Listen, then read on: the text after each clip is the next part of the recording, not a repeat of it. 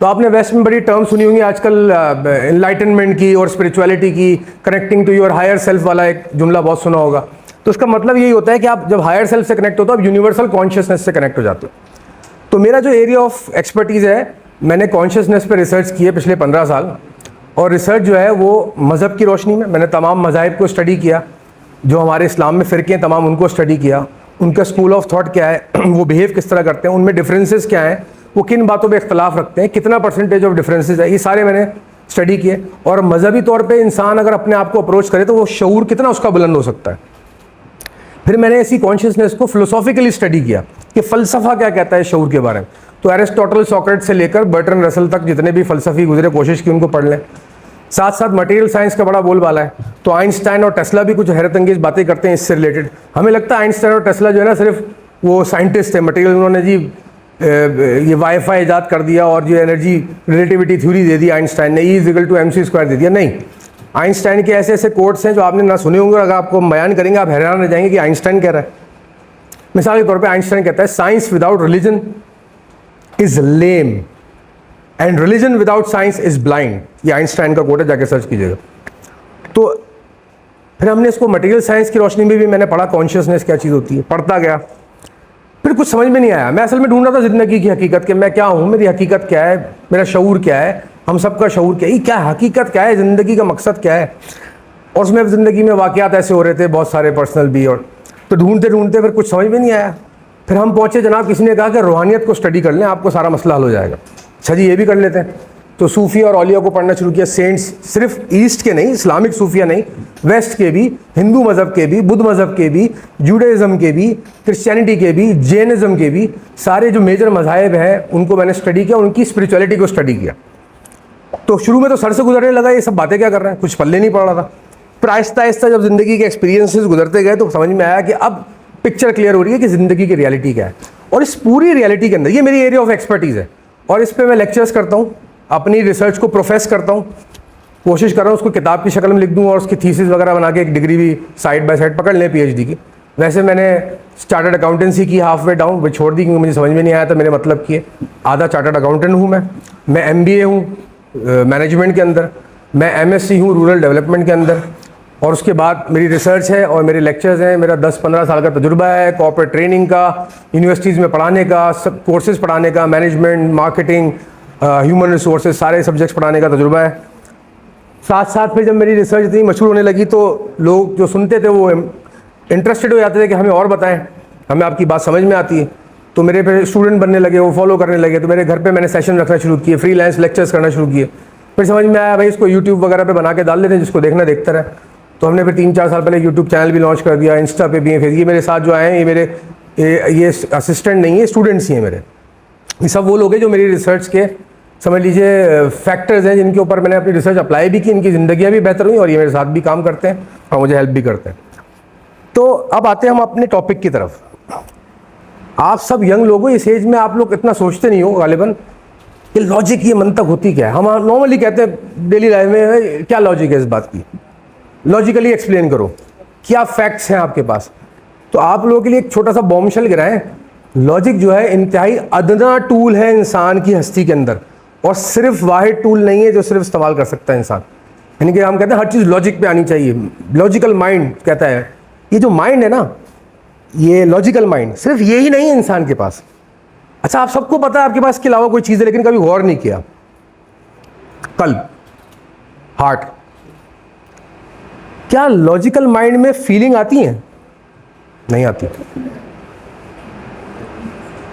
जब इंसान किसी से प्यार करता है, कोई भी प्यार हो, माँ का प्यार हो, गर्लफ्रेंड से, कोई भी किसी भी लेवल का प्यार हो, किसी पेट से प्यार हो, जब सच्चा प्यार होता है तो फीलिंग कहाँ आती है? यहाँ धीमी धीमी। तो ये वो टूल है जो आपकी फीलिंग्स को आइडेंटिफाई करता है। ये तो हमें कॉमन सेंस से समझ में आ गया, ये सबको पता है। अब लॉजिकल माइंड गए तेल लेने, उसका काम नहीं है यहाँ पे। लेकिन प्रॉब्लम क्या है हमारे माशरे के अंदर? हमारे माशरे में ये जो लॉजिकल माइंड है, सारी स्कूल ऑफ स्टडीज, सारी यूनिवर्सिटीज दुनिया की, वो इसको फोकस करती है कि यही पढ़ाया जाओ बस। इसकी ट्रेनिंग कहाँ मिलती है? कहीं सुना है आपने बंदा मैं मास्टर्स हूँ फीलिंग के अंदर, मैंने PhD किया है माँ के प्यार के अंदर, ऐसी कोई डिग्री सुनी है? हाँ, 2, 4, 6 प्ले बॉय ज़रूर निकल आएंगे इधर जो कहेंगे हाँ हम जी एक्सपर्ट हैं, हम लोग इस मामले में तो हमने PhD कर ली है, वो भी दावेदार होते हैं, कोई डिग्री नहीं मिलती है। पॉइंट ये कि एक तो पहले आपको ये बात समझ में आई कि लॉजिक सिर्फ नहीं एक टूल। अब ये जो दूसरा टूल जिसका मैं जिक्र कर रहा हूँ, इसके बारे में ये नहीं कि लिखा नहीं गया, जितने भी ग्रेड्स गुजरे हैं एरिस्टोटल से लेकर मॉडर्न डे में Alan Watts, Bertrand Russell, Mark Twain, even Tesla, Einstein, ये सब भी इशारे देखे गए। मिर्ज़ा गालिब, जाहिर की आंख से न तमाशा करे कोई, गालिब साहब फरमाते हैं जाहिर की आंख से न तमाशा करे कोई, जो देखना हो तो दीदा दिल वाह करे कोई। हाय हाय हाय। ये सेंसिबल आदमी, इन्होंने बड़ा अच्छा सवाल किया। मतलब ये बेटा कि जाहिर की जो आंख है ना, ये लॉजिकल माइंड जो प्रोसेस करता है मटेरियल वर्ल्ड को, इससे तमाशा करना बंद करो। अगर रियलिटी देखनी है ना, open the I of the heart, दिल की आंख वाह करे कोई, खोले। फिर अब वेस्ट में एक बड़ा निज़ाम चला हुआ है, थर्ड आई खुल गई मेरी, पीनियल पाइनियल ग्लैंड खुल गया और चाक्रास एक्टिवेट कर दी। ये सारे एस्पेक्ट हैं अंडरस्टैंडिंग के इन रियलिटीज़ को। तो ये तो समझ में आया कि लॉजिक जो है वो एक टूल है।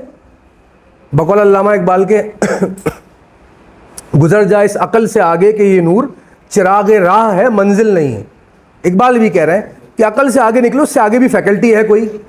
तो पहले तो ये समझे हम कि ये लॉजिक या मंतक है, ये अकल कुल नहीं है, ये द ओनली टूल नहीं है। यहाँ तक क्लियर है बात, सबको समझ में आती है? इंटरेस्टिंग लग रही है अब तक की मेरी गुफ्तगू या नहीं? आप चलें और इंटरेस्टिंग बनाते हैं। मेरी रिसर्च ये कहती है कि आपका शऊर बेदार नहीं हो सकता। कब तक? जब तक आप ह्यूमन फैकल्टीज़ पे एक्सपर्टीज़ हासिल ना कर लो, दोनों फैकल्टीज़ पे। अब जैसे मैंने अर्ज़ किया कि पूरी दुनिया में सारा फोकस क्या है, लॉजिकल फैकल्टीज़ को पॉलिश करने में। Masters in business administration, masters in MBA इन क्या कहते हैं मैनेजमेंट, डॉक्टर, इंजीनियर, जितनी भी फील्ड ऑफ स्टडीज़ है ना। चले एक और इंटरेस्टिंग वे में बताता हूँ। जितनी भी मटेरियल साइंसेस के सब्जेक्ट है ना, biology, geology, history, physics, chemistry, इनका एक ट्री बनाए अपने माइंड में। ये सब एक ब्रांच ऑफ नॉलेज के अंडर में आती है, इसको हम कहते हैं मटेरियल साइंसेस सारी। और 8 मेन ब्रांचेस में सम अप हो जाती हैं। फिर उनकी सब ब्रांचेस हैं, बिहेवियरल साइंसेज है, उसके अंदर साइकोलॉजी है, मैनेजमेंट साइंसेज है, ऑल दैट। तो ये सारी सम अप हो जाती है मटेरियल साइंसेज में। तो और भी दुनिया में कोई इल्म के तरीके हैं? यस, मटेरियल साइंसेज के अलावा एक दूसरा तरीका है जिससे आपने ज़िंदगी में बहुत कुछ सीखा है, जिसको आप मज़हब या रिलीजन कहते हैं। गौर कीजिए, आपने ज़िंदगी में जो कुछ भी सीखा है वो मजहबी तौर पे सीखा है। भाई ये गलत है करना, ये हमारी मॉरल वैल्यूज़ हैं, अम्मा अब्बा ने सिखाया, बड़ों से तमीज़ से बात, ये सब रिलीजियस टीचिंग है। तो एक जो सब्जेक्ट है या एक नॉलेज ट्री है वो हमारे पास रिलीजन का आता है, एक मटेरियल साइंस का आता है जिसके लिए आप ये डिग्रियाँ ले रहे हो। इन दोनों में लड़ाई चलती रहती है, रिलीजन और साइंस में। इन दोनों की लड़ाई कब ख़त्म हो जाती है? जब बीच में एक तीसरा स्कूल ऑफ नॉलेज आ जाता है जिसको हम फिलॉसफी कहते हैं। Philosophy is the link between material science and religion. यही आइंस्टाइन ने कहा, मैं रिपीट करता हूँ, science without religion is lame, religion without science is blind. क्यों religion without science is blind? क्यों? रिलीजन मानता है कि खुदा है, लेकिन उसके पास दिखाने के लिए रास्ता नहीं है, साइंस नहीं है किस तरह वो साबित करे। Science without religion is lame. Why? Science experiment पे एक्सपेरिमेंट करती जाएगी, हिग बोसन तक पहुंच गई, गॉड पार्टिकल तक पहुंच गई, स्मॉलेस्ट मेटाफिजिक्स के बारीक तरीन लेवल तक जो भी हमने अचीव किया वहां तक पहुंच गई। लेकिन प्रूफ क्या हुआ उसके बाद? कहीं एंड रिजल्ट पे पहुंचे, गॉड प्रूव हो गया साइंस से? नहीं। तो लेम है ना सब, ये सब बकवास हुई। ये आइंस्टाइन कह रहा है, प्लीज नोट दैट, मैं नहीं कह रहा, आइंस्टाइन कह रहा है। सो ये दो स्कूल ऑफ थॉट हो गई, साइंस और रिलीजन। ये आपकी मेन लर्निंग जो होती है ना, आपकी जो लॉजिक सारी बनी, अब वो कैसे बनती है ये भी बताऊंगा लॉजिक आपको। आपकी जो मेन लॉजिक है ना, मंतक है सारी, वो दिन दो चीज़ों पे बेस करती है। या तो आप जो नॉलेज हासिल कर रहे हैं यूनिवर्सिटी, स्कूल, कॉलेजेस से, या आप रिलीजियसली जो घर से सीख रहे हैं, या जो भी आप मस्जिद में जाके सीख रहे हैं, रिलीजियसली सीख रहे हैं। फ़लसफ़े को हम छेड़ते नहीं हैं, क्योंकि हमारे माशरे में आपको बड़ा आम नज़र आएगा कि लोग लड़ रहे होते हैं, साइंस और रिलीजन में फड्डा है। या तो कोई इंसान बहुत ही साइंटिफिक माइंड रखता है, उसकी एक्सट्रीम पे जाता है तो एथिस्ट हो जाता है, ये भी एक लॉजिकल अप्रोच है। एक इंसान इंतहाई रिलीजियस माइंड रखता है, जो हमारे माशरे में कॉमन है रिलीजियस माइंड सेट रखना, तो वो क्या होते हैं, वो बहुत ज़्यादा फेथ ओरिएंटेड हो जाते हैं, बहुत ज़्यादा वो कहते हैं ऑर्थोडॉक्स हो जाते हैं कि भाई नहीं, रिलीजन से ही सब कुछ ढूंढना है मुझे। तो ये अलग अलग अप्रोच है। अच्छा, जो खाली फ़लसफ़े को पढ़ लेता है वो अलग एक पागल हो जाता है। अच्छा, फ़लसफ़ा क्या है, क्यों इन दोनों चीज़ों का लिंक? ये कुर्सी कैसे बनी है, ये मटेरियल साइंस बताती है, प्लास्टिक से बनी है, मोल्ड हुई है, इसमें ये इस मशीन से बनी है, ये सारी डिटेलिंग आ गई। मज़हब क्या कहता है, कुर्सी पे अदब से बैठिए, सही है, ये मज़हब और साइंस का अप्रोच है। फ़लसफ़ा क्या कहता है, आप कुर्सी पे बैठे हुए हैं, कुर्सी ने आपको अपने आप पे बैठाया हुआ है, दोनों बातें सही हैं, आप सोचते रहिए पूरा दिन। ये फ़िलॉसफी है कि आप किसी भी चीज़ को डिफरेंट डायमेंशन एस्पेक्ट से समझने की कोशिश करो। चलिए एक और इंटरेस्टिंग बात बताते हैं फिलॉसफी के बारे में। आप सब बैचलर्स के स्टूडेंट हैं, बीबीए के स्टूडेंट्स हैं, बीबीए के बाद इंशाल्लाह एमबीए करेंगे, सही है, मास्टर्स हो जाएंगे। मास्टर्स के बाद क्या करता है बंदा, पीएचडी करता है, एमफिल करता है, और then eventually highest degree achievable इस दुनिया में पीएचडी है, उसके बाद पोस्ट डॉक है, अगर आप करना चाहें पोस्ट डॉक भी उसकी एक्सटेंशन है। पीएचडी क्या होती है, एमएससी का मतलब क्या होता है, मास्टर्स ऑफ साइंसेज, बीएससी का मतलब क्या होता है, बैचलर्स ऑफ साइंसेज, बीबीए का मतलब bachelors of business administration, MBA का मतलब मास्टर्स ऑफ बिजनेस। पहले क्या लिख रहे हैं आप, डिग्री, मास्टर्स या बैचलर्स। पीएचडी का मतलब क्या होता है, फिरा हुआ दिमाग तो होता है, उल्टा क्यों लिख रहे हैं, पीएचडी क्यों लिख रहे हैं, तो डीएचपी लिखना चाहिए ना उसको। तो philosophy of doctorate, why when you become a PhD. PhD का मतलब क्या होता है, मैंने इस सब्जेक्ट मैटर को इतना इन डेप्थ स्टडी किया कि इसको मैं इस तरह देखा जाके जिस तरह दुनिया में किसी ने नहीं देखा, यही मेरी थीसिस है। यानी कि अगर हर कोई इंसान ये सोचता है कि मैं कुर्सी पे बैठा हुआ हूं, तो मैंने सोचा कि नहीं, कुर्सी ने भी तो मुझे अपने ऊपर बैठाया हुआ है, ये अप्रोच मैंने दी दुनिया को, इसको कहते हैं PhD, philosophy of doctor. When you start understanding a philosophy of something. और मतलब क्या होता है फिलोसफी का, कि जब आप किसी भी चीज़, किसी भी रियलिटी को, किसी भी हकीकत को उस नज़रिए से देखने लगो जहां आम इंसान नहीं, जहां लॉजिकल माइंड नहीं पहुंचता। तो ये तो फिलोसफी का कमाल है, फिलोसफी इतनी इंपॉर्टेंट है। अच्छा, सिर्फ फिलोसफी आ गई तो इमेजिन करें एक बंदा सिर्फ यही सोच रहा है पूरा दिन, मैं कुर्सी पे बैठा हूँ या कुर्सी ने मुझे अपने ऊपर बैठाया हुआ है, मैं घोड़े पे सवार हूँ या घोड़े ने मुझ पर अपने ऊपर सवार किया हुआ है, वो पागल हो जाएगा। सोचो, इसी की चाशनी लेते लेते, मज़े लेते लेते फारिग हो जाएगा। तो ये तीसरी डायमेंशन ऑफ नॉलेज दुनिया में पाई जाती है, इसको हम फिलोसफी कहते हैं, जो पहले बहुत ज़्यादा मेन स्ट्रीम थी मिडीवल एजेस में। 18वीं 19वीं सदी में लोगों को लगा, मज़हब भी ऑब्सोलीट हो गया वेस्ट में, उनको लगा यार मटेरियल साइंस बड़ी काम की चीज़ है, उससे बेनिफिट नज़र आ रहे हैं सामने, टेक्नोलॉजी बढ़ी है, आसानियाँ हो रही, गाड़ी बन रही है, जहाज़ बन रहे हैं। तो क्या हुआ फिर 19वीं सेंचुरी में मटेरियल साइंसेस का बोलबाला हो गया, इंडस्ट्रियल रेवोल्यूशन आ गई वर्ल्ड वॉर 1 के बाद, और वर्ल्ड वॉर 2 के बाद इंडस्ट्रियल रेवोल्यूशन आई, मटेरियल साइंसेस। रिजल्ट, वेस्ट में रिलीजन पीछे हो गया, ईस्ट में भी है लेकिन मॉरली करप्टेड हो रहा है रिलीजन। फिलोसफी मिडीवल साइड की थी बिल्कुल फारिग, कोई नहीं बात करता फिलोसफी पर।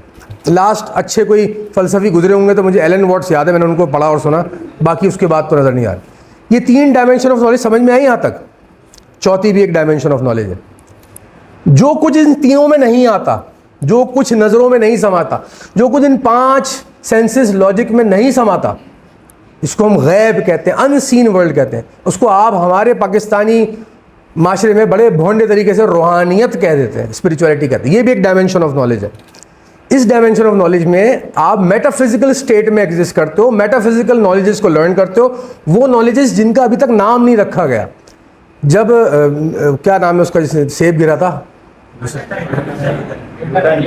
देखो ये हाल है। तो जब न्यूटन ने ग्रेविटी को नाम दिया था ना, तो क्या उससे पहले ग्रेविटी नहीं थी? उसने नाम दिया और उसने रियलाइज किया कि ये चीज़ ऐसे फिनोमेना काम करता है। तो इस वक्त भी दुनिया में बहुत सारे इल्म ऐसे हैं, बहुत सारी नॉलेजेस ऐसी हैं जो इंसान अभी रियलाइज नहीं कर पाए, उनको नाम नहीं दिया है। ये जो 4th डायमेंशन ऑफ नॉलेज है, जिसको मैं मेटाफिजिकल स्टेट कह रहा हूँ, स्पिरिचुअलिटी कह देते हैं एक एंगल से, ये है 4th डायमेंशन ऑफ नॉलेज। यहाँ वो उलूम बसते हैं जो इंसानी अकल में नहीं समाते। अब फिर मैं वापस आता हूँ अपने बुनियाद पे। मैंने क्या कहा था, 2 टूल्स हैं आपके पास बहैसियत इंसान। एक है लॉजिकल माइंड, मंतक, लॉजिक। इसमें कौन से उलूम समाएंगे? Pure logic is pure philosophy, material science, दोनों उलूम इसमें समाते हैं। लॉजिक कौन से 2 नहीं समाते इसमें? रूहानियत यानी कि स्पिरिचुअलिटी, जिसको 4th डायमेंशन कहते हैं, और दूसरा रिलीजन। हुक्म है 5 वक्त नमाज पढ़ो, लॉजिक बताओ उसकी। जो कहा है मान लो बस, लॉजिक नहीं, तो लॉजिक नहीं है ना उसमें। एक तो ये, और दूसरे तरीके से जाते हैं लॉजिक के पास। आप फिलॉसफी पढ़ने के शौकीन है और लॉजिक का कोर्स पढ़ रहे हैं, जाके आपने, आई डोंट नो आप लोग कितने लोगों ने ये वर्ड सुना है, एपिस्टेमोलॉजी सुना है? किसने वर्ड ये? कोई है जिसने एपिस्टेमोलॉजी टर्मिनोलॉजी सुनी है? लॉजिक के अंदर, फिलॉसफी के अंदर? आई थिंक कोई नहीं है। जाके नेट पे सर्च कीजिएगा epistemology, EPISTEMOLOGY, epistemology of text and epistemology of presence, दो टर्म यूज की जाती हैं। क्या मतलब होता है इनका? जितना भी लॉजिकल फ्रेमवर्क में इल्म आता है, टेक्सचुअल वर्क आता है, उसको कहते हैं एपिस्टेमोलॉजी ऑफ टेक्स्ट। आप यहां से हैदराबाद सफर करने गई, उस पर एक ऐसे लिख दीजिए, आपने लिख दिया, पढ़ने वाले ने पढ़ा और अपने आइडिया लगा लिया। अच्छा जी, पानी बनाने का फॉर्मूला क्या है, 1 लीटर, आपने लिख दिया, वो अमाउंट डाली और पानी बन गया। ये कहेगी एपिस्टेमोलॉजी ऑफ टेक्स्ट। जब आप किसी टेक्स्ट को पढ़ के वो फैक्ट्स ड्राइव करके लॉजिक के बेसिस के ऊपर अपना काम पूरा कर लेते हो। प्रॉब्लम कहाँ थी, कहाँ हम लैक करते? Second type of epistemology, the second approach to knowledge which is called epistemology of presence. जो मैं कहा था ना, कैफियत, फीलिंग्स जो दिल में आती हैं, ये प्रेजेंस कहलाती है, एपिस्टेमोलॉजी ऑफ प्रेजेंस। आपका क्या नाम बताया था बेटा? हाफजा के सर में दर्द हो रहा है, मिसाल, अभी नहीं हो रहा, मैं मिसाल दे रहा हूँ। इनके सर में दर्द हो रहा है, मैंने कहा हाफजा लिख दीजिए 5 लाइनों में कैसा दर्द हो रहा है, एक्सप्लेन इट टू अस। इन्होंने 1 पेज लिख दिया, मेरे सर में ये हो रहा है, वो हो रहा है। मेरा एक सवाल है, क्या आप में से कोई भी एक ऐसा है जो पढ़ के, हम सब पढ़ के एग्जैक्टली फील कर सके इनके सर में कैसा दर्द हो रहा है? नहीं, because words can not represent feelings perfectly. यही मैं अर्ज कर रहा था। तो ये एपिस्टेमोलॉजी ऑफ प्रेजेंस क्या होती है? जब आप क्वालिटेटिव अप्रोच की तरफ जाते हो। एक और एंगल से समझाता हूँ। 2 टाइप की नॉलेज अप्रोचेज होती हैं दुनिया में, एक कहलाती है क्वांटिटेटिव, एक होती है क्वालिटेटिव। ये तो सुना होगा वर्ड।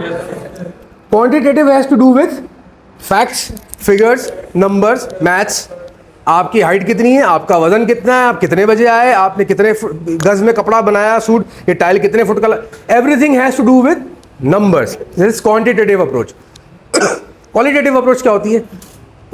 अब इसमें भी हमने 2 नंबरियां कर ली इंसानों ने। हमने क्वालिटेटिव को भी क्वांटिटेटिव बना दिया। 1 से 10 के स्केल पे बताइए आप अपनी अम्मी से कितना प्यार करते हैं। अब लोग 8, आप भी बताइए। मैं 9, तो आपका 8 और इनका 9 जस्टिफाइबल, वी कैन नॉट जज। गलत है ये। क्वालिटेटिव में भी क्वांटिटेटिव गुजार। अब सही क्वालिटेटिव अप्रोच क्या होती है? आप अपनी वालदा से कितना प्यार करती हैं, based on her feeling, experiences and relationship.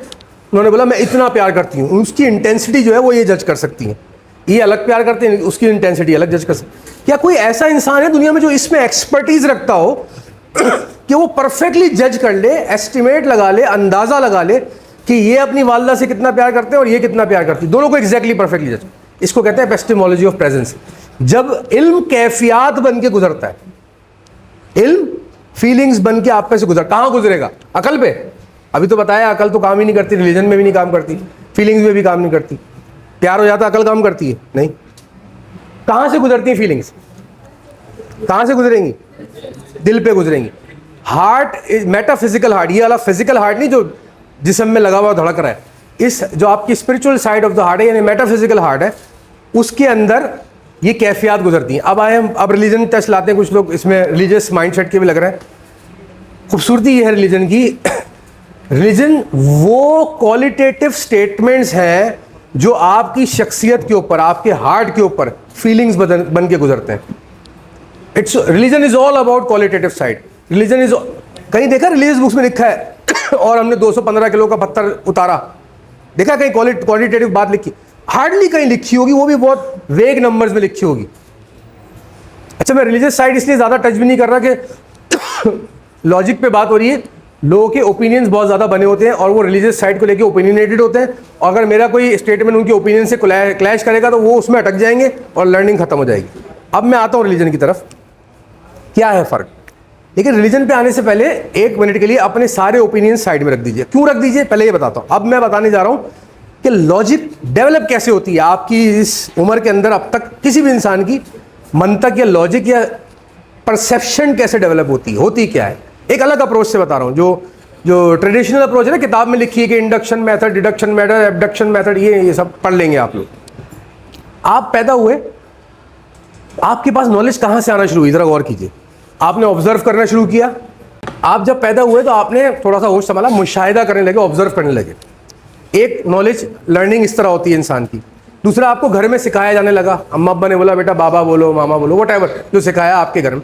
उन्होंने किस बुनियाद पे सिखाया? जो उनकी मजहबी टीचिंग थी, जो उन्होंने डिग्री, जो जितने भी पढ़े लिखे थे, अपने उनकी पर्सनैलिटी थी। हर इंसान के साथ ये होता है।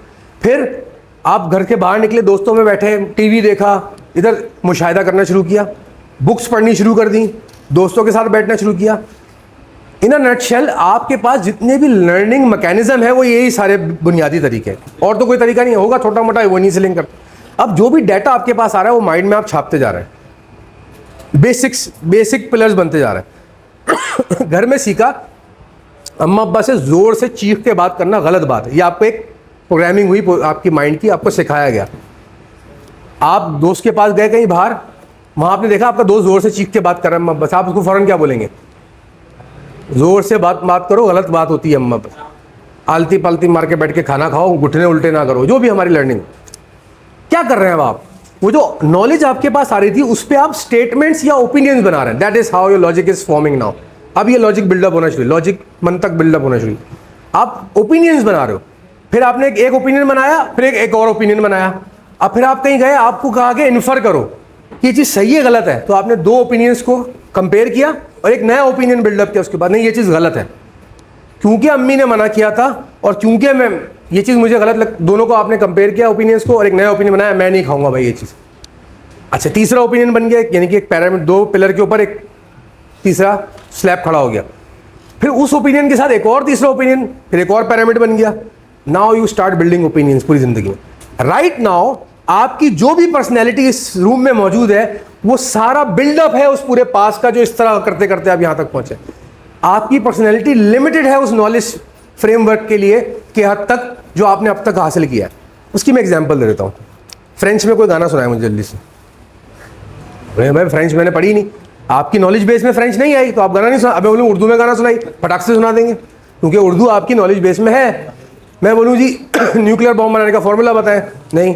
बोलूँगा भाई शब बारात में पटाखा फाड़ने का तरीका बताएं, आप फ़ौरन बता देंगे। पॉइंट इज, मैंने बहुत ये भोंडी सी मिसालें इसलिए दी, ईजी एंड सिंपल, कि this is how your logical framework is build up, this is how your logical framework evolves, this is how your logical framework behaves. इनकी ब्रॉटअप, इनकी ऑब्जर्वेशन, इनकी लर्निंग, इनकी एजुकेशन, ये सब डिसाइड करेगी cumulatively इनकी logical framework क्या है, इनकी परसेप्शन क्या है, इनकी पर्सनैलिटी क्या है, इनके बिहेवियरल पैटर्न्स क्या है। कंपेयर टू हिम इनकी अलग होगी, कंपेयर टू हिम इनकी अलग होगी, कंपेयर टू हर उनकी। हर इंसान इसलिए डिफरेंट होता है क्योंकि उसके पैरामीटर्स अलग अलग होते हैं। अच्छा, क्या इंसान इस लॉजिकल फ्रेमवर्क से $1 ट्रिलियन क्वेश्चन एंड फायदे की बात जो किसी किताब में नहीं सुनेंगे, ये रिसर्च है मेरी, क्या इंसान इस लॉजिकल फ्रेमवर्क से बाहर निकल सकता है? शुरू में ही बताया था, अल्लामा इकबाल चीख चीख के चले गए, गालिब चीख चीख के मर गए, आइंस्टाइन मर गया, टेस्ला मर गया, सूफिया को पढ़ने चले Mansur Hallaj, Saint Augustine, Nietzsche, Rene Descartes, Hafiz Shirazi, Bulleh Shah, Sultan Bahu, you name it. मैंने सबको पढ़ा है, एक एक बंदे को पढ़ा, सब ने क्यूमुलेटिवली यही इशारे दिए। इससे आगे कोई गेम है वहां जाओ, लेकिन हमें यहाँ पे उल्लू बना के यही लिमिट कर दिया गया कि नहीं, इसके गुलाम बन जाओ दिमाग के। लॉजिक, अच्छा इसका मतलब क्या है? लॉजिक, अच्छा हमारे यहाँ पे एक और माइंड सेट पनपता है जहालत के अंदर हमारे माशरे में। अच्छा इससे आगे की गेम है, यानी कि ये कचरा है इसको तोड़ के फेंक दूं? नहीं, ये किसने कहा कि आप अगर नेक्स्ट लेवल पे जा रहे हो तो पिछला लेवल तोड़ दो? अगर आप बीबीए में आ गए हो तो मैट्रिक क्लास को गालियां दोगे क्या? कोई बच्चा आया आपके पास कि भाई मैं मैट्रिक में हूँ, अभी मैं आगे क्या करूँ, मैं मैट्रिक पढ़ूँ नहीं पढ़ूँ, कि डायरेक्ट बीबीए में एडमिशन ले लूँ, ये मैट्रिक पढ़ना आप बोलेंगे अबे भाई सब बकवास बातें लिखी होती हैं उसमें, कुछ बच्चों वाली बातें हैं यार, हम असल गेम तो बीबीए में पढ़ रहे हैं भाई, मास्टर्स में पढ़ रहे हैं, मत जाया करो स्कूल, ये कहेंगे आप उसको? नहीं। लॉजिकल फैकल्टी जो होती है ये 5 सेंसेस के गुलाम है। ये जो 5 सेंसेस आपके ना, touch, smell, taste, hear and feel, इन 5 सेंसेस की गुलाम है। इन 5 सेंसेस के अंदर रहते हुए जो जो चीज़ इन 5 सेंसेस में आती है वो ये लॉजिक पे इंटरप्रेट होती है और उसको इस्तेमाल करना चाहिए। यही अल्लाह ताला का हुक्म है, यही कॉमन सेंस भी कह रही है, यही ऑब्जर्वेशन भी कह रही है, यही हिस्ट्री भी, रिसर्च भी कह रही है, यही सारे ग्रेड्स कह रहे हैं। हाँ, अगर आप इंटरेस्टेड हैं एपिस्टेमोलॉजी ऑफ प्रेजेंस में, अगर आप इंटरेस्टेड हैं क्वालिटेटिव अप्रोच में, अगर आप इंटरेस्टेड हैं स्पिरिचुअलिटी में, अगर आप इंटरेस्टेड हैं ह्यूमन साइड की हायर सेल्फ से कनेक्ट होने में, अगर आप इंटरेस्टेड हैं इनलाइटमेंट के अंदर, अगर आप इंटरेस्टेड हैं एक ग्रेट ह्यूमन बीइंग बनने के अंदर, अगर आप इंटरेस्टेड हैं उन ग्रेट्स की तरह उनके नक्शे कदम पर चलने के लिए, जिनको आप प्रॉफिट्स कहते हैं, सेंट्स कहते हैं, ग्रेट्स कहते हैं, अलग अलग कैटेगरीज है उनकी, सब काबिल एहतराम है। तो फिर आप इस साइड को टैप करें। और माइंडेड, इसके एक्सपर्ट और डिग्री याफ्ता लोग नहीं मौजूद है, ये एक अलग बहस है। फिर ये स्पिरिचुअल फड्डा शुरू हो जाता है, सर तो फिर कैसे ढूंढें, तो क्या मुर्शिद होना चाहिए, मेंटोर होना चाहिए, प्रिसेप्टर होना चाहिए, इसको हम ढूंढने कहाँ, ये होता कैसा है। इसमें भी धोखेबाजी चल रही है मार्केट के अंदर, एक से एक निकाले हुए लोगों ने।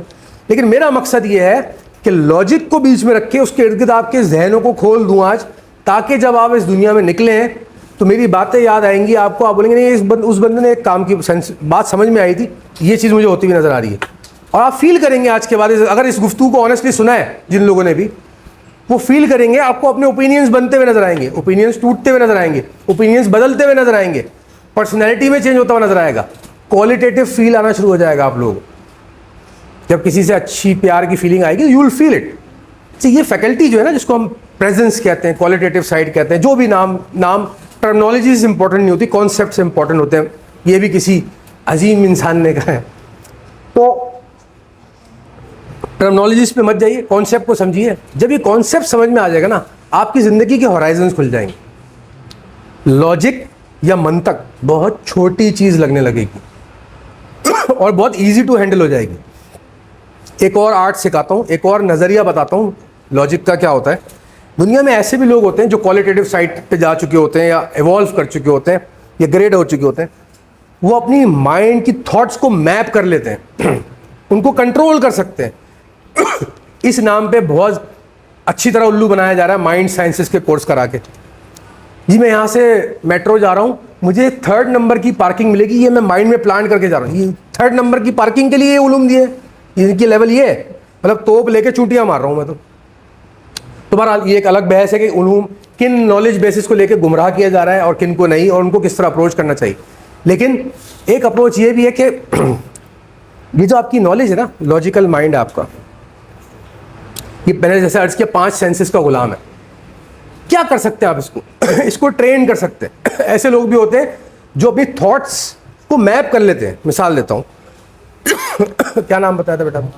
मोहम्मद अहमद का फ्रैक्चर हुआ पाँव, यहाँ बैठे हुए पढ़ रहे हैं कितने अरसे पहले हुआ बेटा? 1.5 मंथ पहले। अगर आपका पाँव फ्रैक्चर नहीं हुआ होता तो क्या मैं उठ के आके आपसे पूछता? जब हुआ ही नहीं होता तो मैं क्यों पूछता? आप अगर मैं आपको पूछता नहीं तो शायद इतनी बड़ी ऑडियंस में मैं आपके चेहरे पे मेरी नज़र भी नहीं ठहरती, नज़र भी नहीं ठहरती तो आपका चेहरा मेरे माइंड में बसता भी नहीं। मैं रिवर्स कैलकुलेट कर रहा हूँ। अच्छा मैं यहाँ क्यों मौजूद हूँ आज? अली नासिर साहब ने मुझे इनवाइट किया, मैं इनको तो जानता भी नहीं हूँ, फर्स्ट टाइम मिला हूँ भाई, लेकिन इनको मैं गायबाना तौर पे जानता हूँ। किस तरह मेरा डाखाना मिलता है इनसे, कैसे मिलता है? जिस चैनल में आप प्रोग्राम करते हैं, अब तक मैं वहाँ पे मॉर्निंग शो में प्रोग्राम में जाता हूँ, वहाँ पे एक हमारे दोस्त होते हैं अजीज़ फ़हीम अब्बास साहब, मॉर्निंग शो मैं उनके बड़े प्रोग्राम की, तो उनके कोऑर्डिनेटर हैं बाबर साहब, वो मुझे अच्छी तरह जानते, बड़ा रिगार्ड करते हैं। इन्होंने जिक्र किया, उन्होंने कहा हाँ मैं एक बंदे को जानता हूँ, मैं let me connect you with him. तो अगर मैं बाबर को जानता ही नहीं होता तो मैं आज यहाँ होता? तो बाबर को मैंने कैसे जाना? फ़हीम के ज़रिए। तो फ़हीम को कैसे जाना? किसी और के ज़रिए। उसको इसको कहते हैं रूहानी उलूम में भी और स्पिरिचुअल नॉलेज का, इसको कहते हैं laws of cause and effect, knowledge of cause and effect, इल्मुल असबाब उर्दू में कहते हैं। जब आप चीज़ों के सबब और वजूहात पकड़ने लग जाते हैं, लिटरली आप ट्रेस बैक कर लेते हैं निकाल के, इतने एक्सपर्ट हो जाए। ऐसे लोग दुनिया में बसते हैं, आप चलते जाएंगे 2 मिनट में पकड़ लेंगे। तो अगर आप ऐसा इंसान बनना चाहते हैं तो अपनी लॉजिक से बाहर निकलना पड़ेगा, लॉजिक से बुलंद। अच्छा अब आखिरी सवाल ही हो सकता है, फिर मैं 15 मिनट रह गया, फिर मैं क्यों नहीं लेता हूँ अगर आप लोग इंटरेस्टेड है तो, नहीं तो कुछ और बात बता दूंगा कि ये लॉजिक जो होती है इसको कैसे पकड़ सकते हैं, इससे कैसे बाहर निकल सकते हैं, इससे बुलंद कैसे हो सकते हैं, वो एपिस्टेमोलॉजी ऑफ प्रेजेंस में कैसे आ सकते हैं। पहले तो ये आज शायद ये समझ में आएगा, लॉजिक अब छोटी लगने लगी होगी कि लॉजिक की सिर्फ कोई चीज़ नहीं है। इससे बाहर कैसे निकल के, कहते हैं ना अपने आप से बाहर निकल के अपने आप को देखो, ये जुमला सुना है आपने कभी? इंसान वो बुलंद होता है, ट्रू लर्निंग, एक फिलोसफर ने कहा true knowledge and true learning happens when you start observing yourself by getting out of yourself. अपने आप से बाहर निकल के अपना मुशाहिदा शुरू कर दो। ये है वो मुकाम जिस पे इंसान लॉजिक से बाहर निकलता है। खुद ही को कर बुलंद इतना कि हर तकदीर से पहले खुदा बनने से गुजर जा इस अक्ल से आगे के ये नूर, चिराग राह है मंजिल नहीं। आपके ऊपर एक ऐसा लेवल ऑफ रियलाइजेशन आता है ज़िंदगी में कि आप बेनियाज शख्सियत हो जाते हो। तपी भी नहीं, आपकी हटी भी नहीं है, मैं दुनिया लानत मेरी, ये वाली अप्रोच नहीं कि भाई मेरी दुनिया से हट गई है, मैं तो तपा हूँ, नहीं। आपको रियलाइजेशन इतनी आती है कि आपको ना दुनिया से तपे हुए आप ना खुश हैं, आप नथिंग हैं, बेनियाज हैं, बिल्कुल बेलौस, बेनियाज, बेमुरव्वत नहीं, अपने आप मैं कुछ भी नहीं हूँ। ये वो पॉइंट होता है जहाँ इकबाल कहते हैं कि आप सेल्फ रियलाइजेशन की हाइट पे होते हो। अच्छा, खुदी कहाँ से शुरू होती है? खुददारी से। खुददारी, इतनी खुददारी कि जो इंसान के बस में है वो सब कुछ एफर्ट कर ले, और जो इंसान के बस में नहीं है वो कुदरत पे, अल्लाह पे या निज़ाम पे छोड़ दे। इस लाइन को ड्रॉ करना सीख ले जो इंसान, वो खुदी पे खड़ा होता है। और इसकी स्टार्टिंग कहाँ से होती है? खुददारी से। जब इस राह पे चलेंगे, और इसको कहते हैं हम self realisation, self criticism, self understanding, अपनी सेल्फ, हायर सेल्फ से कनेक्ट करना, अपने आप को रियलाइज़ करना, अपनी ज़ात का इरफान लेना, अपने वजूद को समझना, अपने शऊर को समझ लेना, कायनाती शऊर से कनेक्ट हो जाना, अपने वजूद का एहसास करना, हायर कॉन्शियसनेस हासिल कर लेना। तो जब आप इस मुकाम पे चलने लगेंगे तो आप लॉजिक से बहुत बियॉन्ड हो जाएंगे, आपकी नॉलेज बहुत परफेक्शन की तरफ आ जाएगी, आपको वो हकीकतें नज़र आने लग जाएंगी जो आम इंसान को नज़र नहीं आती। आई होप कि मेरी इस छोटी सी गुफ्तगू से एक इतना सा भी स्पार्क क्रिएट हुआ हो आपके अंदर, ये जुस्तजू क्रिएट हुई हो कि नहीं, आज हमें समझ में आया कि ग्रेटनेस के कोई पैरामीटर्स होते हैं। आई एम श्योर आपने मुझसे ज़्यादा लेक्चर्स और यूट्यूब वीडियोस देखी होंगी, और आप रिलीजियस स्कॉलर्स को फॉलो, वो सब रिस्पेक्टेड है, लेकिन मैंने जो आज आपको बात बताई वो किसी भी फ़िरके, किसी भी रिलीजियस बायसनेस से पाक थी। एग्री और डिसएग्री? वो किसी भी साइंटिफिक बायसनेस से पाक थी। एग्री और डिसएग्री? वो किसी भी फिलोसॉफिकल मंजन से मंजी भी नहीं थी, वो किसी भी रूहानी लवाजमात से लतड़ी भी नहीं थी। मकसद ये था कि उस सब से बाहर निकल के आपको वो सब कुछ दिखाया जाए, ताकि आपके अंदर, आप यंग लोगों सारे, when I was of your age, जुनून था, एक क्यूरियोसिटी इतनी थी कि मैं इनको बोलता हूँ अक्सर अपने स्टूडेंट्स को कि क्यूरियोसिटी ऐसी थी, क्यूरियोसिटी मेरा खाना था, और आज भी है। कोई मुझे आके कोई भी theory, I want to listen, I want to learn, और ये करते करते फिर इंसान बिल्डअप होता है। ऐसे नहीं कि एक दिन में, वन फाइन डे में उठा और मुझे सब कुछ आ गया। आप, ज़िंदगी एक सफ़र का नाम है, ज़िंदा रहने का नाम है, ज़िंदगी जी लेने का नाम है, सिर्फ ज़िंदा होने का नाम नहीं है।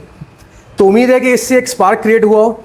अगर मेरी इस गुफ्तगू से कोई सवालात खड़े हुए हैं तो you are welcome now, you can I can take questions for 10 to 15 minutes. जी बेटा।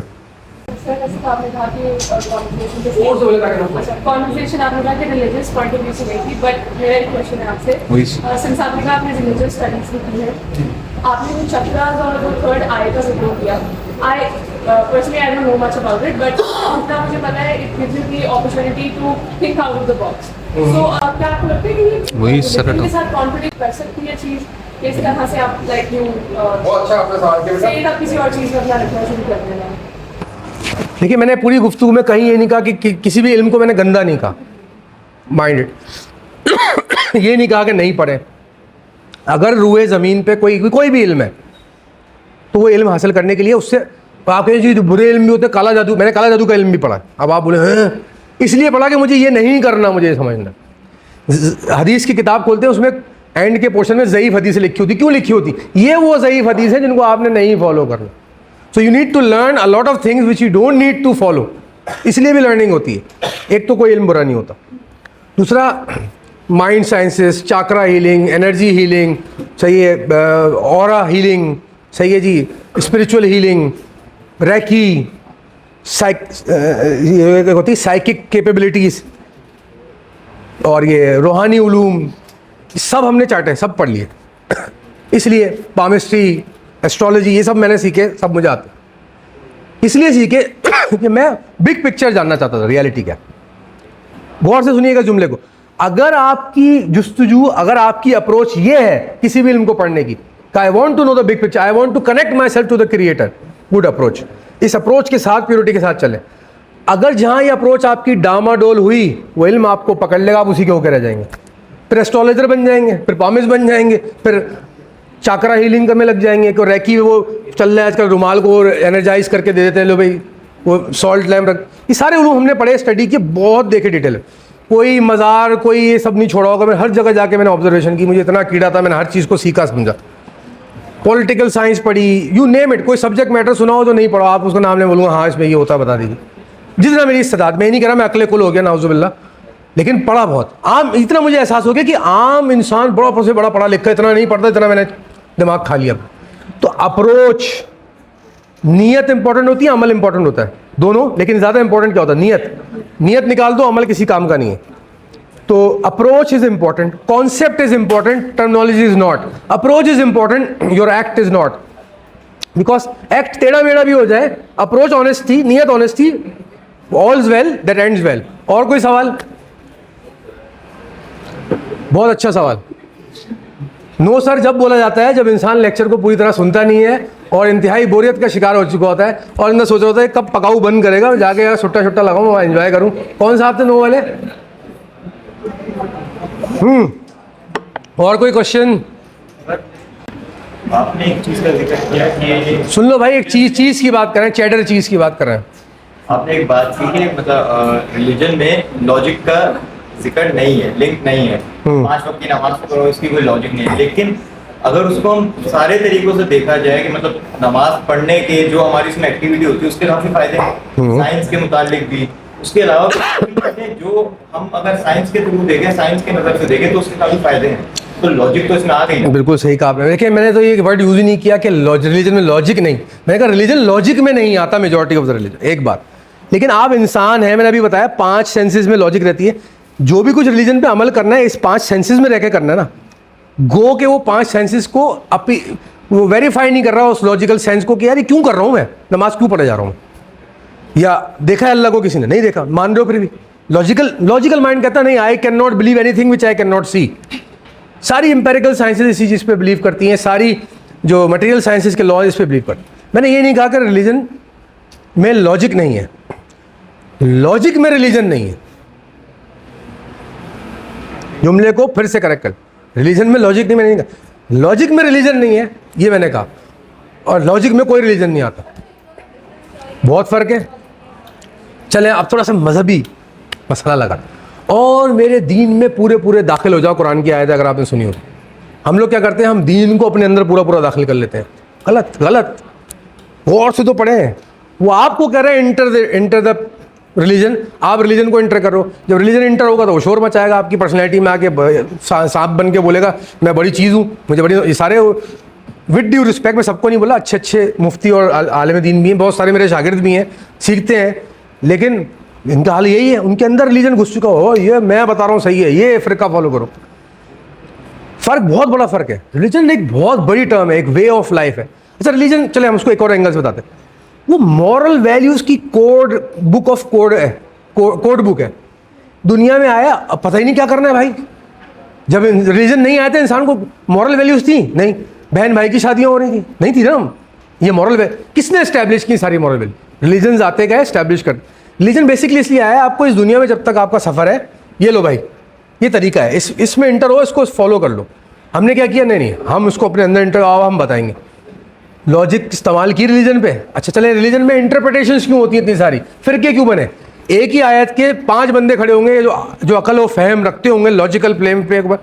हमारी नज़र में इसकी मीनिंग ये है, हमारी जितने जय्यत उलमा गुजरे सब ने मीनिंग निकाली और रिजल्ट क्या हुआ? फिरके बनते चले गए। फिरके कुछ नहीं है, लॉजिकल इंटरप्रिटेशन है रिलीजन की, और कुछ नहीं।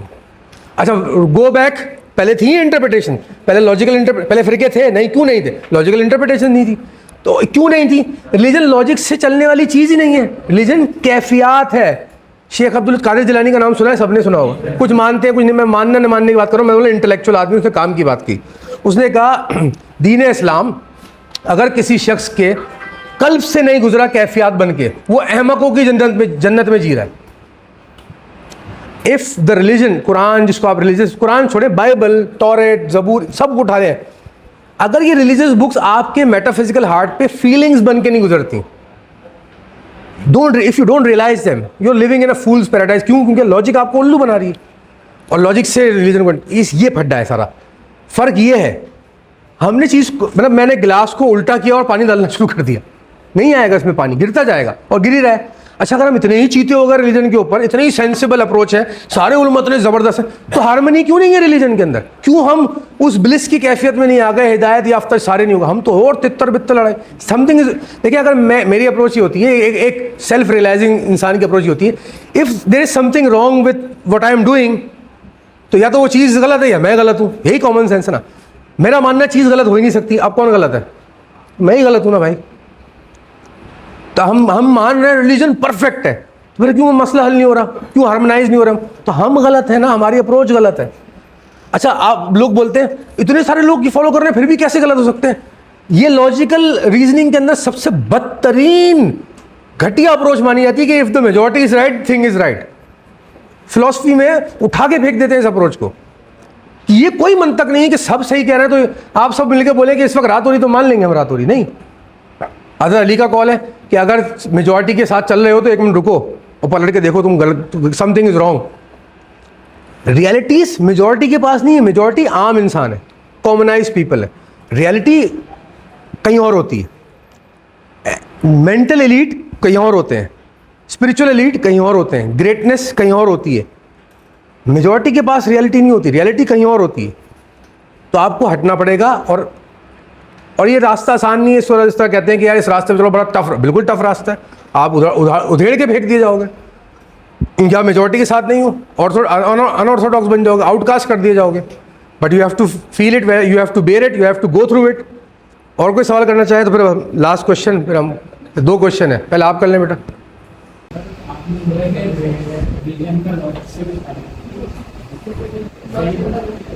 मैंने ये नहीं बोला रीजन से लॉजिक से ताल्लुक लॉजिक रीजन को एब्जॉर्ब नहीं कर पाती। सर कुरान में सारी पूरी वे ऑफ लाइफ सर, तो क्या नाम है, कुरान में तो काफी चीजों की जो है पूरी मतलब लॉजिक बताइएगा क्यों है ये, बताइए लॉजिक तो मार्केटिंग है सर, तो इसमें भी लॉजिक बताइए कि आपकी। उसको लॉजिक नहीं कहते बेटा, थोड़ा सा गौर से सुनिए लेक्चर को। लॉजिक देना और एक मॉरल गाइडलाइन देना अलग चीज़ होती है। मिसाल के तौर पे मैं समझाया तो झूठ मत बोला करो, भाई नमाज कायम करो, यही है ना कुरान में। इस तरह के स्टेटमेंट्स हैं, ऑर्डर्स हैं, अहकामात दिए गए, काफ़ी मेजॉरिटी आयत। झूठ मत बोलो, उसमें कोई लॉजिक है नहीं, ये एक मॉरल गाइडलाइन है। रहती दुनिया तक जब झूठ बोलोगे नुकसान उठाओगे। रिलीजन जो होता है वो पॉलिसी गाइडलाइंस देता है, सिस्टम नहीं देता। एक तो ये गुमराही हमारे माशरे में होता है, इस्लामिक सिस्टम लेके आएंगे। इस्लाम, आप जब बोलते हो ना इस्लामिक सिस्टम लाएंगे, इस्लाम की बेइज्जती कर रहे हो, रिलीजन की। क्यों पूछे, क्यों? मैं बोल रहा हूँ इस्लाम इतना ग्रेट रिलीजन है जो कि एक्चुअली है, वो इतनी ज़बरदस्त पॉलिसी स्टेटमेंट गाइडलाइंस देता है जो किसी भी टाइम फ्रेम के अंदर रहते हो उसमें से आप कोई भी सिस्टम बना लें। ये बड़ी बात है। या आप ये बोलें कि नहीं इस्लाम ने एक सिस्टम दे दिया, वक्त गुजरा, वो सिस्टम ऑब्सोलीट हो गया। अब सिस्टम होना बड़ी चीज़ नहीं है, वो गाइडलाइन होना जिससे कितने भी सिस्टम बना लो, वो बड़ी चीज़ है ना। वही कॉन्सेप्ट पे नहीं जाए, टर्मिनोलॉजी नहीं जाए, कॉन्सेप्ट पे आए। तो कॉन्सेप्चुअल, वो कॉन्सेप्चुअल फ्रेमवर्क देता है, तो हम उसको डिग्रेड कर रहे हैं ये कह के कि वो इस्लामिक सिस्टम। वही वाली बात, कुछ उलमा, एक मिनट बेटा, रिस्पेक्ट करना सीखे जब कोई इंसान बोल रहा हो। ये आदाब गुफ्तगू का कानून है कि ममरिंग ना करें। अगर आपको गुफ्तगू में नहीं इंटरेस्ट है तो खामोश होकर बैठ जाइए, बर्दाश्त कर लीजिए। ये हमारे माशरे में जितने भी रिलीजियस स्कॉलर्स निकले, वो उठ के उन्होंने इस्लाम, उन्होंने अपनी लॉजिक लगाई और इंटरप्रिटेशन दी, लॉजिकल इंटरप्रिटेशन, कहा जी इस्लाम ये सिस्टम देता है। ठीक है, ये आपकी उस वक्त की इंटरप्रिटेशन, मैं उसको डिनाई नहीं कर रहा, काबिल एहतराम है, उन्होंने बड़ी मेहनत की, बड़ी रिसर्च की, ऐसे नहीं उनकी बात को रद्द किया जा सकता। लेकिन मैं उससे बहुत ऊपर जाके बात कर रहा हूँ, बहुत बुलंद गुफ्तगू कर रहा हूँ, बहुत ज़्यादा अदब के ऊपर जाके मैं उसकी ग्रेटनेस को और नेक्स्ट लेवल पे जाके बयान कर रहा हूँ कि भाई इस्लाम इससे बड़ा रिलीजन है। या कोई भी रिलीजन जो ऑब्सोलीट हो गया, पुराना था, भेजा अल्लाह नहीं था ना, उसकी हिकमत क्या है, मकसद क्या है, पर्पस क्या है? पर्पस ये था कि आप वो रहती दुनिया तक वो गाइडलाइन ले सको इंसान। अच्छा क्या कहते हैं हम, इस्लाम बेसिक वो बेस्ट वे ऑफ लाइफ है, ज़िंदगी गुजारने का बेहतरीन तरीका है। क्या तरीका है? वो गाइडलाइन देता है जो सोसाइटी में आप इम्प्लीमेंट इंडिविजुअल लेवल पे करोगे, सोसाइटी बेहतर हो जाएगी। झूठ ना बोलो, किसी का हक ना मारो। मैं कह रहा हूँ आज से 5000 साल गुजर जाएं, टेस्ला के 2 बाप पैदा हो जाएं, 2 पोते आ जाएं, वो पता नहीं कौन सी टेक्नोलॉजी लिया है, झूठ बोलना तब भी गलती होगा ना भाई। ये है ग्रेटनेस रिलीजन की। रिलीजन की ग्रेटनेस ये नहीं है वो कि 5-1.5 इंच ऊपर होने चाहिए, 3 इंच नीचे हो जाने चाहिए, ये नहीं है रिलीजन की ग्रेटनेस। ये सब्जेक्टिव बात है, ये 10% ऑफ द रिलीजन भी नहीं है। पढ़े तो सही, मैंने सारे रिलीजन ऐसे रख के पढ़े हैं। और जिन उलमाओं का अब मैं ब्लैब नहीं कर रहा, क्या कहते हैं, बखेड़ियाँ नहीं मार रहा, जस्ट फॉर द रिकॉर्ड, आपकी जानकारी के लिए, जिन उलमाओं को आप स्टडी पढ़ के आए, ये मुझे प्री प्रोग्राम में मिलते हैं, अकेले में मिलते हैं, ये माजरतें करते हैं, बोलते हैं भाई हमें समझा दो, उसके मायने सिखा दो। बड़े बड़े के मैं नाम नहीं लूँगा किसी का, काबिल एहतराम है सब लोग। नहीं है, यही तो मेंटालिटी ख़त्म कर। आजकल नए अब बड़ा एक ट्रेंड आया है, साहिल अदीम साहब हैं, वो आ गए, तारिक, जितने भी नए इस तरह के नाम आ गए, मैं किसी एक को फेवर है, उन्हीं सबकी रिस्पेक्ट है, इतने आए ना यंग सारे, ये कम से कम ये क्वेश्चन तो कर रहे हैं कि भाई तुम कब से बोले जा रहे हो, हमें आप बोले जा रहे हो, कोई क्वेश्चन नहीं कर सकता। हम क्वेश्चन करेंगे, हमारा राइट है, और क्वेश्चन करना आपका राइट है, हर जगह क्यूरियोसिटी आपका राइट है, पूछो। और ये हमारे माशरे में ये अदब ही नहीं गुफ्तगू के कि पूछे तो कोई आगे से तब जाते हैं। मैं बोलता हूँ मुझसे 1500 क्वेश्चन पूछे, मैं कल सुबह तक खड़ा रहूँगा, बस जवाब देता रहूँगा। इल्म की रिस्पेक्ट ये होती है, इल्म की रिस्पेक्ट ये नहीं होती आपने मेरे फ़िरके के मुताबिक सवाल नहीं पूछा, मैं तो जवाब नहीं दे रहा। इल्म फिर इल्म होता है। फिर आप बेटा आप भी कुछ पूछ रहे थे, पूछ लीजिए, फिर बात ख़त्म करते हैं। ह्यूमंस और जो एंसेस्टर्स वाला चलता आ रहा है वही चीज़ें यकीन कर लेते हैं, उसकी लॉजिक में ले जाते हैं। तो ऐसी कौन सी चीज़ थी जिसने आपको इस चीज़ के डोमेन में एंटर किया, आपने इस वजह से लॉजिक। आज की इस प्रोग्राम का खूबसूरत तरीन सवाल का अवार्ड इनको जाता है, honestly, and probably he is the most curious person listening to my lecture, कि ऐसी मुझ पे क्या गुजरी भाई कि मैं इस डोमेन से निकल के ये सब, इतना कौन पागल पड़ता है, इतना कौन पागल हरकतें करता है। बिल्कुल, देखिए अब यहाँ पे दोनों चीज़ों का ताल्लुक है। लक जिसको आप कहते हैं, तकदीर, यानी कि अल्लाह ताला की तरफ से भी कुछ होता है मामलात, और कुछ आपकी अपनी एफर्ट भी, दोनों साथ ब साथ चलती हैं। ये नहीं कि खाली आपने किया, ये नहीं कि सारा हर चीज़ लक पे डाल दें, ये भी गुमराही की अप्रोच है। हकीकती अप्रोच, रियलिस्टिक अप्रोच ये है कि जो अल्लाह के हाथ में वो अल्लाह के हाथ में, वो और जो उसने मुझे फ्री विल में दिया वो मेरी जिम्मेदारी है। तो ज़िंदगी के कुछ मामलात ऐसे गुजरे, ज़िंदगी में कुछ शौक और झटके, कुछ ऐसे सिनेरियोज़ पैदा हुए जिन्होंने मुझे सोचने पे मजबूर कर दिया। क्यूरियस तो था ही मैं शुरू से, पढ़ने लिखने का शौकीन था, और जुस्तजू थी जानने की। तो वो कुल मिला के इतनी फेंटी पड़ी, इतनी पिटाई हुई कि बस कहीं के नहीं रहे, भाई यहीं के रहे, ये हाल हो गया। तो अगर आप लोगों को लगता है कि आप लोग इस लॉजिकल फ्रेमवर्क को समझते हैं और इससे बियॉन्ड आपको नज़र आ रही है मेरी गुफ्तगू जिसमें मैं बात कर रहा हूँ, तो घर आके कुछ नहीं कीजिएगा, फॉरगेट मी, रिसर्च कीजिएगा, पढ़िएगा, जो अल्फाज मेरे मुंह से निकले उनको वेरीफाई करने की कोशिश कीजिएगा, अगर उसका समझ में आए। और अगर अच्छा लगे, अब मैं आता हूँ अपने एडवर्टाइजिंग की तरफ। मेरा एक यूट्यूब चैनल है प्रोफेसर सलमान राजा के नाम से, और मेरा इंस्टा पे भी चैनल है प्रोफेसर सलमान राजा के नाम से। प्रोफेसर इज़ PROF लिख के _सलमान_राजा, इंस्टा पे भी है, फेसबुक पे भी है, और यूट्यूब पे भी है। तीनों जगह मेरा चैनल है। उसमें मेरी कुछ 150-200 वीडियोस इस तरह के पागल वाले टॉपिक्स के ऊपर डली हैं जो इन सब चीज़ों से पाक है, और 10 मिनट की 5 मिनट की शॉर्ट्स भी डली हैं, जाके देखिए, शायद उससे भी आपको कुछ सीखने को मिले, और दोस्तों को भी फॉरवर्ड कीजिए।